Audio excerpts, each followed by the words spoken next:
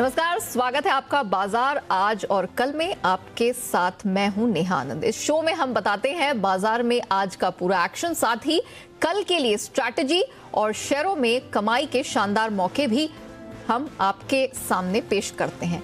चलिए आपको बता दें कि आज क्या कुछ खास है। मेरे साथ कल के लिए आपकी तैयारी कराने के लिए जुड़ रहे हैं हमारे खास मेहमान। आनंद राठी सिक्योरिटीज के सिद्धार्थ सिरानी जी मेरे साथ हैं।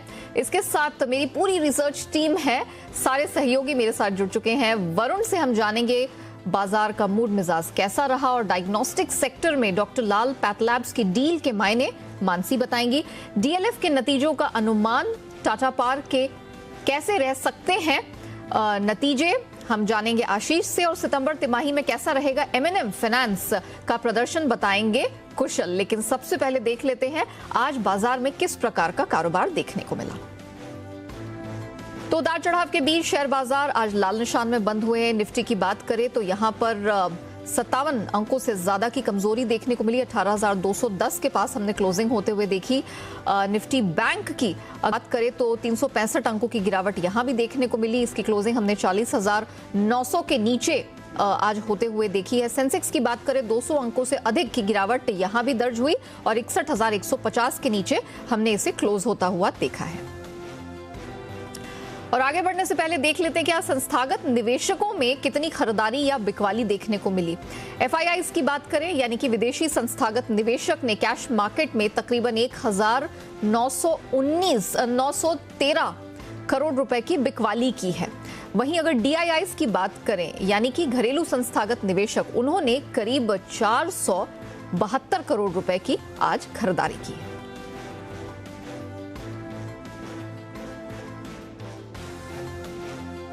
तो ये तो हमने जान लिया कि मार्केट में आज कुछ मूड ठंडा रहा, क्लोजिंग नीचे हुई है। लेकिन किन सेक्टर्स में सबसे ज्यादा एक्शन देखने को मिला, ये बताने के लिए मेरे सहयोगी वरुण मेरे साथ जुड़ चुके हैं। वरुण हाय, बताइए आज बाजार में खबरों के चलते किन सेक्टर्स में ज्यादा एक्शन दिखाई दिया, कौन बजिंग थे?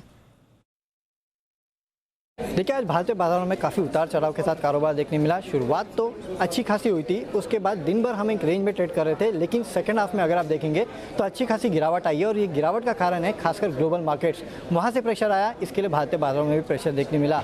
कुछ दिग्गजों के नतीजे आए जो कि कमज़ोर थे, उसका भी थोड़ा बहुत इंपैक्ट देखने मिला।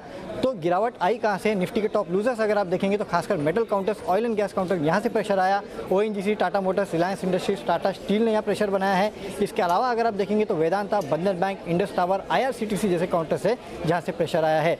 नतीजों का impact axis bank, Bajaj finance, नतीजों के बाद अच्छी खासी गिरावट इन काउंटर्स में देखने मिली है। लेकिन यूनाइटेड स्पिरिट्स और वर्धमान टेक्सटाइल में नतीजों के बाद अच्छी खासी तेजी है। खबरों का इंपैक्ट ज़्यादा देखने मिला, उसमें पेंट स्टॉक सबसे ज़्यादा आगे थे क्योंकि एशियन पेंट्स की प्राइस हाइक की खबर आई, उसका इंपैक्ट एशियन पेंट्स पे देखने मिला। बाकी पेंट स्टॉक्स में देखने मिला। टीटी के प्रेस्टीज शेयर विभाजन के जो खबर आई उसका इंपैक्ट देखने मिला। आईआरबी इंफ्रा और डॉक्टर लाल ने जो डील्स की है उसका इंपैक्ट देखने मिला। इन दोनों काउंटर्स में गिरावट थी। टॉप कॉल जो हमारे चैनल पे दिए गए, एस्ट्रा माइक्रो, मंगलम सीमेंट, जेंसा टेक, जुबिलेंट इंडस्ट्रीज थे। इसके अलावा गेनर्स में निफ्टी में यूपीएल और डीवीज लैब में अच्छी खासी तेजी थी। एफएमसीजी में गोदरेज कंज्यूमर्स और पीएसयू बैंक में बैंक ऑफ बड़ौदा में तेजी देखने मिली। यहीं से कुछ हद तक सहारा मिला है। इनके अलावा सीक्वेंट साइंटिफिक, नवकार कॉर्प, जेएनएफसी और ब्लू डार्ट जैसे कुछ काउंटर्स है जहाँ पे अच्छे खासे गेंस देखने मिले हैं। तो वैसे तो दोनों तरफ के मूव्स आज भारतीय बाजारों में देखने मिले, लेकिन सेकंड हाफ में खासकर जो ग्लोबल मार्केट्स में प्रेशर आया उसके चलते भारतीय बाजार जो है वहाँ भी आपको लाल निशान में क्लोजिंग देखने मिली है। चलिए वरुण, बहुत शुक्रिया आपका हमारे साथ जुड़ने के लिए और बताने के लिए कि आज मार्केट में कहां कुछ एक्शन देखने को मिला है। और अब हमारे खास मेहमान का रुख करते हैं। हमारे साथ आनंद राठी सिक्योरिटीज के सिद्धार्थ सिरानी जी हैं। सिद्धार्थ जी, गुड इवनिंग, बहुत स्वागत है आपका। सिद्धार्थ, सबसे पहले तो मैं आपसे यही जानना चाहूंगी कि कल ट्रेडिंग के मौके कहां बनते दिख रहे हैं, और साथ में ये भी आप बता दीजिए कि आपकी इंट्राडे और पोजिशनल पिक कहां से आएगी। Good evening Neha. Overall perspective से मुझे लगता है कि बाजारों का रुख अभी भी कंसोलिडेशन भरा रहेगा। बाजार में भी एक छुट्टी का माहौल दिवाली के पहले ही दिख रहा है, क्योंकि यहाँ पे कंसोलिडेशन का फेज रहेगा। तो मोमेंट मुझे लगता है जिस हिसाब से आईटी वगैरह के स्टॉक से यहाँ पे थोड़े से मोमेंटम रह सकते हैं, क्योंकि बहुत गिरावट देख चुके हैं हम। तो शॉर्ट टर्म पर्सपेक्टिव से जो कल के लिहाज से अगर मैं देखूं तो एक आईटी कंपनी, टेक्नोलॉजी की कंपनी ही चुनूंगा, और वो कंपनी होगी Mphasis. Mphasis leading IT player है, strong growth total contract value मजबूत और एक्विजिशन के बाद तो बहुत ही अच्छा काम कर सकती है। ये कंपनी पे खरीदारी की राय होगी। स्टॉप लॉस होगा 3300 रुपए का और टारगेट होगा 3420 रुपए का। अगर पोजिशनल स्तर पे अगर देखा जाए तो कौन सा स्टॉक देखा जाएगा, वो मेटल कंपनी देखूंगा, क्योंकि मेटल्स अभी भी रुझान स्ट्रॉन्ग रह सकता है मीडियम टू पोजिशनल पर्सपेक्टिव से, 1-2 महीने के पर्सपेक्टिव से। और इसमें जो स्टॉक मैं देना चाहूंगा वो होगा वेदांता। वेदांता पे खरीदारी की राय है। स्टॉप लॉस होगा 280 रुपए का और टारगेट होगा 400 रुपए का। लीडिंग एल्यूमिनियम प्लेयर है जो बूस्ट कर सकता है अबिटा को। साथ ही साथ स्मेल्टर की कैपेसिटी भी बढ़ने वाली है, करीबन 6 से 7 हजार करोड़ में आने वाले 2 सालों में। कमोडिटी के प्राइस मजबूत रहेंगे, तो वेदांता पे खरीदारी की राय है पोजिशनल बेसिस पे। वेरी वेल, चलिए ये तो हमने समझ लिया कि कल आपको कैसे तैयारी करनी है, और आपको तो इंट्राडे की पिक भी मिल गई सेडानी जी की तरफ से। चलिए अब आगे बढ़ते हैं और सितंबर तिमाही में डीएलएफ का प्रदर्शन कैसा रह सकता है, ये बताने के लिए मेरे सहयोगी मानसी जुड़ चुकी हैं। मानसी, हाय, ओवर टू यू। जी बिल्कुल, देखिए डीएलएफ के नतीजों की अगर बात करें, अच्छे नतीजों का अनुमान हम लगाकर चल रहे हैं। खासतौर से रियल एस्टेट सेक्टर में पिछले दिनों जो शानदार परफॉर्मेंस दिखी, ऑफकोर्स कंपनियों के कारोबार पर दिखी, और इसका एक इवेंचुअल इम्पैक्ट रिजल्ट फाइनेंशियल्स पर भी दिखेगा। नतीजे काफ़ी अच्छे रहने की उम्मीद है। मांग में लगातार बढ़त से मुनाफे और आय में बढ़ोतरी का अनुमान हम लगाकर चल रहे हैं। बिक्री में करीब 31% की बढ़त का अनुमान है, तो कामकाजी मुनाफा 463 करोड़ से 954 करोड़ पर जाता हुआ दिख सकता है। स्ट्रेट 106% की बढ़त यहाँ पर देखने को मिलेगी। मार्जिन 28.7% से 44.9% पर जाते हुए दिख सकते हैं, और मुनाफे के फ्रंट पर करीब 44% की बढ़ोतरी का अनुमान हम लगाकर चल रहे हैं। खास तौर से गुरुग्राम मार्केट का प्रदर्शन देखना होगा, क्योंकि पिछले दिनों गुरुग्राम मार्केट में शानदार परफॉर्मेंस दिखी है, जिसका एक सीधा इम्पैक्ट है पॉजिटिविटी। इसी के चलते हम नतीजों में एक सपोर्ट भी देखेंगे। प्री सेल्स में बढ़ोतरी से कंपनी की आय में भी मजबूती दिखेगी, और कुछ चीज़ें हैं जिस पर हमें नजर रखनी होगी, जैसे ऑफिस पोर्टफोलियो के ऑक्यूपेंसी लेवल्स पर, नए लॉन्चेस की पाइपलाइन पर, और त्योहारी सीजन के ठीक पहले मांग की स्थिति कैसी रहती है, मैनेजमेंट कमेंट्री क्या आती है उस पर। वेरी वेल मानसी, बहुत शुक्रिया आपका। डीएलएफ के तिमाही नंबर्स कैसे हो सकते हैं, मार्केट की क्या एक्सपेक्टेशन है, वो दर्शकों के सामने रखने के लिए इस पर एक चेक लेते हैं। सिद्धार्थ जी हमारे साथ है। सिद्धार्थ जी, क्या लगता है, मानसी ने जो डिटेल सामने रखे उसके मद्देनजर कल नतीजे आने से पहले हमारे दर्शक क्या रणनीति अपना सकते हैं? नेहा, क्या हम डीएलएफ की बात कर रहे हैं? जी जी, डीएलएफ। मैं मानता हूं कि नतीजे अच्छे रहेंगे, क्योंकि ओवरऑल पर्सपेक्टिव से जिस हिसाब से सेल्स और नंबर्स, वॉल्यूम्स दिखे हैं, और पिछले 4 साल का किया धराया, डीएलएफ को अब फायदा मिलेगा कि नॉन कोर बिजनेस से जो निकले हैं, अब डिमांड वापस आई है। तो मैं मानता हूं नतीजे अच्छे रह सकते हैं, बट नतीजे के बाद ही आप इस पे कॉल लें। टेक्निकली हमने कई बार डीएलएफ पे कॉल दी है, बट मुझे लगता है कि एक बार नतीजे आ जाए उसके बाद आपको इसके ऊपर रणनीति बनानी चाहिए। चलिए वेट एंड वॉच, नतीजों का करें इंतजार, और उसके बाद ही कोई रणनीति बनाने की सलाह यहां पर निकल कर आ रही है। नतीजों का दिन कल है और बहुत सारे नंबर्स आने वाले हैं। इनमें से एक टाटा पावर भी है। कल ये भी कंपनी अपने तिमाही नतीजे जारी करेगी। मार्केट एक्सपेक्टेशन क्या है, सारी डिटेल्स लेकर जुड़ चुके हैं मेरे सहयोगी आशीष। आशीष, जरा बताइए कि स्ट्रीट एक्सपेक्टेशन क्या है इसके तिमाही नतीजों को लेकर। देखिए, नतीजे अच्छा आएंगे। पिछले साल के मुकाबले आप देखें तो कंपनी की जो आय है इसमें करीब 20% का इजाफा देखने को मिलेगा। 9,932 करोड़ का जो आंकड़ा है वो हम एक्सपेक्ट करके चल रहे हैं। नए डिस्कॉम इंटीग्रेशन और ब्याज लागत घटने से भी नतीजों पर काफ़ी सहारा देखने को मिलेगा। लेकिन तिमाही के दौरान कोयले की अवेलेबिलिटी थोड़ी सी चैलेंजिंग रही है, कीमतें बढ़ी हैं, इसका असर आपको मार्जिन पर देखने को मिलेगा। मार्जिन जो है घटेंगे इस बार, 24% से घटकर करीब 22% रहेंगे, और कामकाजी मुनाफे में आपको 9% की ग्रोथ नजर आएगी। एडजस्टेड मुनाफा आप देखें तो ये भी शानदार नजर आएगा। पिछले साल 280 करोड़ का मुनाफा दर्ज किया था कंपनी ने, इस बार 410 करोड़ का आंकड़ा जो है बाजार एक्सपेक्ट करके चल रहा है, यानी 46% की ग्रोथ आपको जो है कंपनी के मुनाफे में भी नजर आएगी। लेकिन आगे जाकर डिमांड आउटलुक पार का कैसा नजर आ रहा है, जो ईवी ट्रांजिशन है उसको लेकर कंपनी के क्या प्लान्स हैं, रिन्यूएबल एनर्जी पर क्या फोकस रहेगा, इस पर नजर रहेगी। लेकिन आंकड़ों के लिहाज से आप देखें तो मार्जिन को छोड़कर नतीजे बढ़िया आएंगे। मार्जिन्स को छोड़ दें तो नतीजे बढ़िया दिखाई दे रहे हैं। कंसर्न ईवी थीम की तरफ है। शुक्रिया आशीष हमारे साथ जुड़ने के लिए, डिटेल्स रखने के लिए। सिद्धार्थ, जरा बताइए, ये जो कंसर्न्स आशीष ने ले किए अपने प्रेजेंटेशन में, और ऑफ कोर्स नंबर्स कुछ अच्छे आने की उम्मीद है, इन सब के मद्देनजर आप क्या सलाह देंगे कल टाटा पावर के लिए? देखिए, टाटा पावर पे कहीं पे भी अगर नतीजे कहीं पे भी मिस आ गए, जैसे आशीष कुछ एक कंसर्न्स बता रहे हैं, अगर ऐसे मिस आ गए तो स्टॉक्स में अगर गिरावट आती है तो ये मौका होगा खरीदारी करने का, क्योंकि टाटा पावर पे हम पॉजिटिव करीबन 130 रुपए के लेवल से हैं, आज भी पॉजिटिव है। हमें लगता है कि टाटा पावर हर गिरावट पे खरीदना चाहिए। बहुत ही मजबूत कंपनी और सबसे बड़ी चीज लंबी अवधि के लिए अगर किसी को निवेश करना हो तो सही स्टॉक, क्योंकि इलेक्ट्रिक व्हीकल का जो इंफ्रास्ट्रक्चर सेटअप है सबसे बड़ा सेटअप करने वाली कंपनी होगी टाटा पावर। तो जिस लेवल पे डिप हुई है, क्या वहीं से उठाने की आप सलाह देंगे या कुछ और करेक्शन आपको दिख रहा है? अगर नतीजों में मिस आया तभी करेक्शन होगा, नहीं तो मुझे लगता है कि ये बहुत ही अच्छे लेवल से जहां पे आप अक्यूमुलेशन कर सकते हैं। परफेक्ट। चलिए, ये तो बात होगी टाटा पावर की, लेकिन सितंबर तिमाही के नतीजे एम&एम फाइनेंस भी कल पेश करने वाली है। यहां पर स्ट्रीट एक्सपेक्टेशन क्या है, बता रहे हैं मेरे सहयोगी कुशल। कुशल, हाय, ओवर टू यू। जी, तो एम&एम फाइनेंस के नंबर्स जो हैं वो मिले जुले रह सकते हैं, क्योंकि यहाँ पर आय अगर आप देखें तो जो कुल इनकम है 11% गिरकर 2360 करोड़ पर आ सकती है, क्योंकि जो पीवी की बिक्री में गिरावट हुई है उसके चलते एनआईआई जो है वो सुस्त रहने का हम अनुमान करके चल रहे हैं, और इसी वजह से जो कैलकुलेटेड एनआईआई है वो करीबन 3% गिरकर 1315 करोड़ पर कंपनी दर्ज कर सकती है। और अगर आप प्रोविजनिंग देखें कंपनी की तो उससे कहीं ना कहीं करीब 32% की गिरावट हमें सालाना आधार पर एक्सपेक्टेड है। 619 करोड़ से घटकर 420 करोड़ पर कंपनी की प्रोविजनिंग आती हुई दिखेगी, जिससे कंपनी के मुनाफे में आपको 22% का उछाल आता हुआ नजर आ सकता है और 370 करोड़ का मुनाफा कंपनी दर्ज कर सकती है।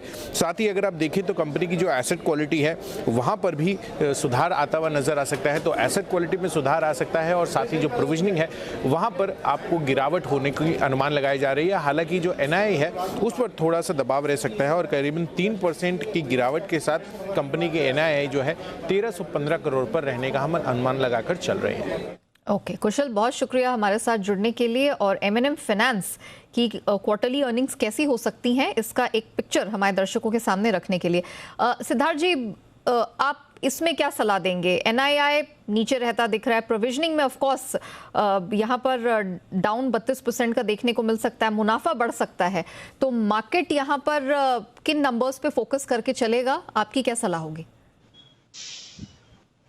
मेरी राय रहेगी कि इससे दूर रहे, क्योंकि मुझे उतनी मजबूत नंबर्स आने की उम्मीद कम है। ऑल्दो हम कवर नहीं करते हैं इस स्टॉक को, बट ओवरऑल पर्सपेक्टिव से मैं मानता हूं कि थोड़े से नतीजे धीमे ही रहने चाहिए। तो इस स्टॉक पे अभी अगर दूर रहे तो वो बेहतर है। नतीजों के बाद अगर आप कोई एक्शन लेना चाहे तो ले सकते हैं।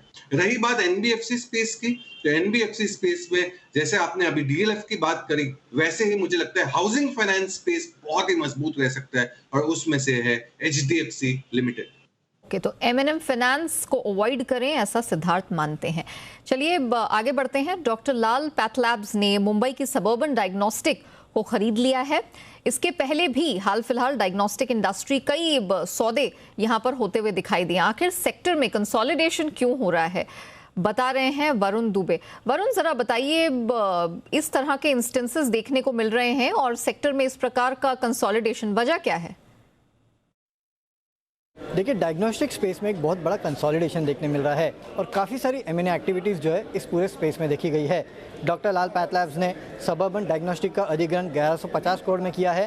और देखिए, डॉक्टर लाल पैथ लैब्स जो है उसका प्रेजेंस भारत के नॉर्दर्न साइड में है और वेस्टर्न साइड में उनका प्रेजेंस ज़्यादा था नहीं, जबकि सबर्बन डायग्नोस्टिक का जो प्रेजेंस है वो वेस्टर्न रीजन में ज़्यादा है। तो इस अधिग्रहण के बाद डॉक्टर लाल पैथ लैब्स को वेस्टर्न रीजन में अच्छी खासी पकड़ मिल जाती है। तो एक बहुत बड़ा सिनर्जेटिक बेनिफिट जो है वो डॉक्टर लाल पैथ लैब्स के लिए है। जो वैल्यूएशन दिए गए इस पूरे डील को अगर आप देखेंगे तो करीब 18.5 टाइम्स EV/EBITDA में इसको अधिग्रहण किया गया है। और ये एक मात्र अधिग्रहण नहीं है, आपको याद होगा मेट्रोपोलिस हेल्थकेयर ने कुछ दिनों पहले गणेशन हाईटेक डायग्नोस्टिक सेंटर का अधिग्रहण किया था 636 करोड़ में, तभी करीब 13 टाइम्स के आसपास EV/EBITDA के वैल्यूएशन पे इसका अधिग्रहण किया गया था। थायरोकेयर टेक्नोलॉजीज का अधिग्रहण फार्मेसी द्वारा किया गया, करीब 40 टाइम्स EV/EBITDA के वैल्यूएशन में इस अधिग्रहण को किया गया था। जाहिर सी बात है, थायरोकेयर का नेशनल प्रेजेंस है तो उसका फ़ायदा इस कंपनी को मिला। तो इस तरह से काफ़ी सारे अधिग्रहण जो है आपको इस पूरे डायग्नोस्टिक स्पेस में लगातार देखने मिल रहे हैं। जाहिर सी बात है, काफ़ी हद तक अगर आप देखेंगे तो 50% के आसपास अनऑर्गेनाइज मार्केट है इस पूरे स्पेस में और एंट्री बैरियर्स काफ़ी कम है। इसके लिए आप देख रहे हैं जो बड़ी कंपनियां हैं वो काफ़ी हद तक जो रीजनल प्लेयर्स हैं उनका एक्विजिशन करते जा रही है और इस स्पेस में ग्रोथ अपॉर्चुनिटीज भी काफ़ी ज़्यादा है। कुछ रिपोर्ट्स की मान के चले तो अगले 3 साल में करीब 14 से 16% के आसपास की साल दर साल ग्रोथ जो है आपको इस स्पेस में देखने मिल सकती है। इसके लिए आप देख रहे हैं कि काफ़ी सारी M&A एक्टिविटीज़ जो है इस पूरी स्पेस में देखी जा रही है। वेरी वेल वरुण, बहुत शुक्रिया इस खबर पर और इस पूरे सेक्टर पर वो डिटेल्स रखने के लिए। सिद्धार्थ, मैं आपसे इस इंडस्ट्री पर, इस पूरे सेक्टर पर राय जानना चाहूंगी। जिस प्रकार की खबरें लगातार आ रही हैं, गिवन द फैक्ट कि 50% जो ये इंडस्ट्री है वो अनऑर्गेनाइज्ड है, मुझे बताइए किस तरह के मौके ये डायग्नोस्टिक्स इंडस्ट्री के लिए गोइंग फॉरवर्ड बनते दिख रहे हैं? क्या हमारे व्यूअर्स के लिए कोई सलाह होगी आपकी? पहले बता दूं नेहा कि अभी डॉक्टर लाल पाथलैब हम कई समय से रेकमेंड करते आ रहे हैं। हालांकि अभी हमारे कोई एक्टिव टारगेट्स नहीं है, बट हम अभी भी पॉजिटिव है डॉक्टर लाल पाथलैब जाओ ये पूरी इंडस्ट्री में। जो वरुण बता रहे थे कि ये बहुत मजबूत खबर है डॉक्टर लाल पाथलैब की, क्योंकि वेस्टर्न जैसे कि मुंबई जैसे रीजन में इनकी स्ट्रेंथ बढ़ जाएगी सबर्बन को एक्वायर करने के बाद। बिल्कुल सही। और डॉक्टर लाल पाथलैब सबसे ज्यादा टेस्ट करवाते हैं पूरे जितने भी डायग्नोस्टिक कंपनियां हैं उसमें सबसे ज्यादा अगर टेस्ट होते हो तो डॉक्टर लाल पाथलैब करते हैं। करीबन 5000 टेस्ट होते हैं, तो बहुत ही बेहतरीन कंपनी है। ये पूरा ही सेक्टर कोविड के कारण टर्न अराउंड हो गया, क्योंकि कोविड ने सिखा दिया कि इस समय सबसे ज्यादा जरूरत है वो है हेल्थ, और आने वाले समय में भी हेल्थ की जरूरत रहेगी। तो डायग्नोस्टिक स्पेस डेफिनेटली बजिंग रह सकता है। सिद्धार्थ जी, आपने शो की शुरुआत में ही हमें इंट्राडे और पोजिशनल पिक तो अपनी दे दी थी, अब जरा हमारे दर्शकों के साथ अपनी लॉन्ग टर्म पिक भी साझा कर दीजिए। बिल्कुल, लॉन्ग टर्म पिक भी रहेगी स्टील से, मेटल से, और ये कंपनी रहेगी वर्धमान स्पेशल स्टील। ये लीडिंग प्रोड्यूसर है स्पेशल स्टील का। अब ये स्पेशल स्टील लगता कहाँ है? प्राइमरी ये कैटेगरी लगती है डोमेस्टिक ऑटो कंपनियों में, जो ऑटोमोबाइल कंपनियां होती है उसमें ये स्पेशल स्टील लगते हैं। एक्सपेंशन प्लान भी है कंपनी का करीबन 80,000 मेट्रिक टन का रोल्ड प्रोडक्ट्स में। 250 करोड़ का केपेक्स है, 250 करोड़ का केपेक्स है। इन्होंने सबसे बड़ा ट्रिगर मैं बड़ा बता दूं आपको कि इन्होंने स्ट्रेटेजिक पार्टनरशिप की है, कंपनी है जापान की आईची स्टील। ये आईची स्टील कौन सी है? ये टोयोटा की सब्सिडरी है। इसका मतलब ये जो इक्विटी इन्वेस्टमेंट किया गया है आईची स्टील द्वारा, जो वर्धमान स्पेशल स्टील को और मजबूत बनाएंगे, और ये बिजनेस भी आ सकता है टोयोटा से बहुत बड़ा, तो वॉल्यूम्स पिकअप हो सकते हैं ऑटोमोबाइल के टर्न अराउंड के कारण। अनलॉक की प्रक्रिया, वर्धमान स्पेशल स्टील मजबूत कंपनी है। टारगेट होगा 350 रुपए का, 350 रुपीज। वेरी वेल, तो वर्धमान स्टील में आप बिल्कुल दाव लगा के चल सकते हैं। काफी कॉन्फिडेंस है सिद्धार्थ सिडानी का। उन्हें लगता है कि लंबी अवधि के लिहाज से अगर आप इस स्पेस में और इस स्टॉक में खासतौर से पैसा लगाएंगे तो ये आपको जमकर कमाई करा कर देगा। चलिए, अब वक्त है वायदा बाजार में ऑप्शन की किस रणनीति से कल आपको कमाई के मौके मिलेंगे ये बताने का।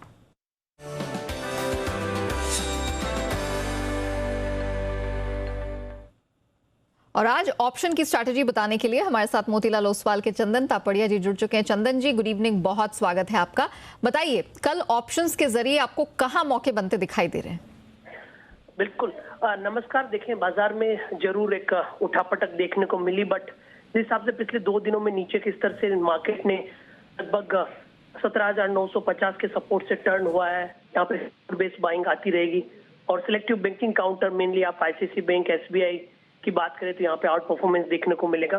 तो पहला ट्रेड यहाँ पे आईसीआईसी बैंक पे रहेगा। तो आईसीआईसी बैंक की अब नवंबर सीरीज की 850 की कॉल लेने की सलाह रहेगी। कल अक्टूबर सीरीज एक्सपायरी है, इसलिए हम यहाँ पे नवंबर सीरीज पे फोकस करेंगे। तो आईसीआईसी बैंक 850 की कॉल लेने की सलाह रहेगी। 21 रुपए के आसपास प्रीमियम चल रहा है, 14 रुपए का स्टॉप लॉस लगाना चाहिए, और 35 रुपए के यहाँ पे टारगेट रहेंगे। और हमारा मानना है कि आईसीआईसी बैंक ऊपर में कहीं ना कहीं 888, 900 रुपए तक के टारगेट आने वाले में हासिल करना चाहिए। दूसरा ट्रेड रहेगा यूबीएल पे। देखिए, बाजार की सिलेक्टिव कंजम्पशन काउंटर की स्प्रिट काफी हाई है, और यूबीएल और मैकडोवेल में काफी अच्छा मोमेंटम बना, और नतीजों के बेहतर आंकड़ों से भी मैकडोवेल और यूबीएल फोकस में रहे हैं। तो यूबीएल में यहाँ पे हमें लग रहा है कि 1800 की रैली चाहिए। तो नवंबर की 1760 कॉल जो 52 रुपए के आसपास बंद हुई है, खरीदने की सलाह रहेगी। यहाँ पे 36 रुपए का स्टॉप लॉस लगाइए, और हमारा मानना है ये 1760 स्ट्राइक की जो कॉल है ऊपर में लगभग 84 रुपए के टारगेट हासिल करती हुई नजर आ सकती है। वेरी वेल चंदन जी, बहुत शुक्रिया आपका आज हमारे साथ जुड़ने के लिए और कल के लिए ऑप्शन स्ट्रैटेजीज आज हमारे दर्शकों के साथ शेयर करने के लिए। इसके साथ ही सिद्धार्थ सिडानी जी, आपका भी बहुत शुक्रिया आज हमारे साथ जुड़ने के लिए, कल के बाजार की तैयारी कराने के लिए और साथ ही इंटरडे पोजिशनर और लॉन्ग टर्म की बेहतरीन राय आज हमारे दर्शकों के साथ शेयर करने के लिए। Thank you so much. और इसी के साथ बाजार आज और कल में इतना ही।